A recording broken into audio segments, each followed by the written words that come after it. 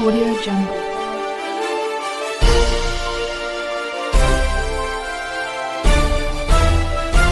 Audio Jungle.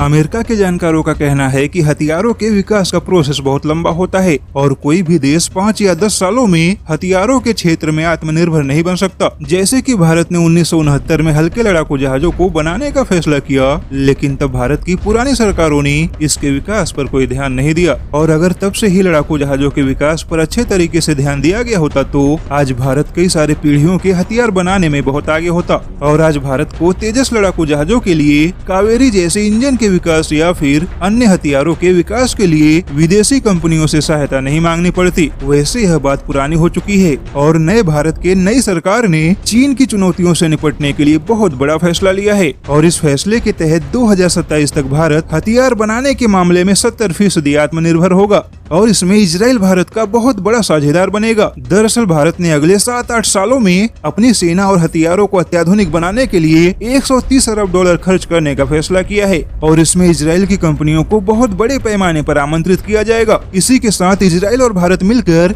Big data analysis और cyber security जैसे प्रमुख क्षेत्रों में भी आपसे सहयोग करेंगे। दरअसल मोदी सरकार का यह फैसला कहीं न कहीं यह दर्शाता है कि भारत फ्रांस, रूस और अमेरिका के मुकाबले इजराइल को ही हथियारों के क्षेत्र में बहुत बड़ा भागीदार बनाना चाहता है और भारत के लिए हथियारों के क्षेत्र में इजराइल ही बहुत बड़ी भूमिका निभाने वाला है। और इसका अंदाजा इसी से लगाया जा सकता है कि फिलहाल इजराइल और भारत के बीच में लगभग $5 अरब का ही व्यापार होता है, जिसमें से इजराइल $1 अरब से भी ज्यादा के हथियार भारत को बेचता है। लेकिन अब सीधे $130 अरब जैसे भारी भरकम योजना में इजराइल भारत का बहुत बड़ा सहयोगी बनने जा रहा है। ऐसे में देखा जाए तो यह दावा किया जाता रहा है कि भारत बिना विदेशी हथियारों के 100% स्वदेशी हथियारों के दम पर चीन को चुनौती नहीं दे सकता। लेकिन अब वही भारत जल्द ही 100% स्वदेशी हथियारों के दम पर ही चीन और पाकिस्तान को धूल चटाएगा।